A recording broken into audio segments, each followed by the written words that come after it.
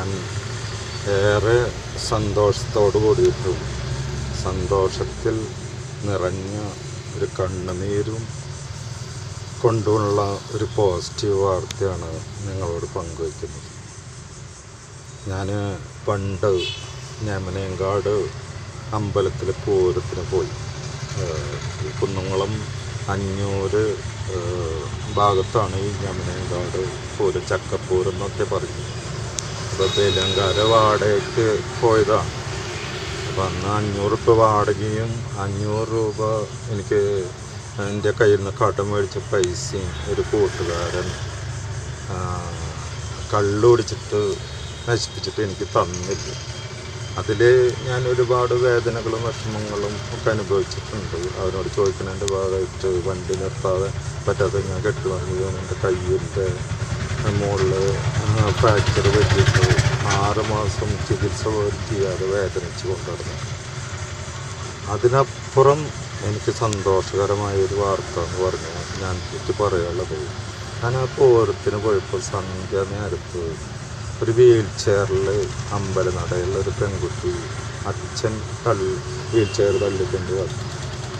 ഞാനത് മുമ്പ് ഫേസ്ബുക്കിൽ പങ്കുവച്ചിട്ടുണ്ടെന്നാണ് എൻ്റെ ഓർമ്മ. രാവിലെ ദേവി വന്ന് നിൽക്കുന്നത് പോലുള്ള ഐശ്വര്യമുള്ള മുഖം, കാല് രണ്ടും അരയ്ക്കുന്ന കീഴ്പ്പെട്ട് തളർന്നൊരു പെൺകുട്ടിയാണ്. ഈ എല്ല് തേയ്മാനം വരുന്നൊരു പ്രത്യേക രോഗമാണ്. ആ അസുഖം അങ്ങനെ പെട്ടെന്ന് മാറണമെന്നല്ല. അപ്പോൾ ഞാൻ അന്ന് തന്നെ ഈ ബോംബെയിലുള്ള ഒരു ബാങ്ക് മാനേജറായ വികലാംഗ സഹോദരന് വേണ്ടി കല്യാണം അന്വേഷിച്ചു.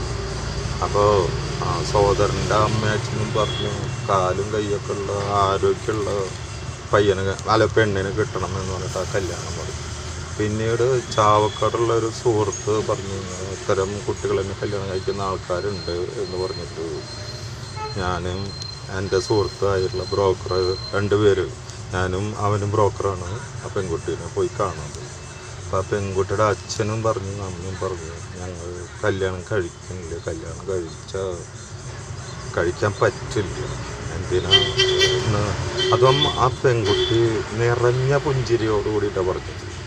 ഇത്രയും എന്ന് പറഞ്ഞാൽ എല്ല് തേയ്മാനം വന്നിട്ട് ആ കുട്ടി മരിക്കാൻ വരെ സാധ്യതയുള്ളൊരു കുട്ടിയാണ്. എൻ്റെ ചേച്ചി ഇതേപോലത്തെ അസുഖമായിട്ട് മരിച്ചു 1 വർഷം മുമ്പ്.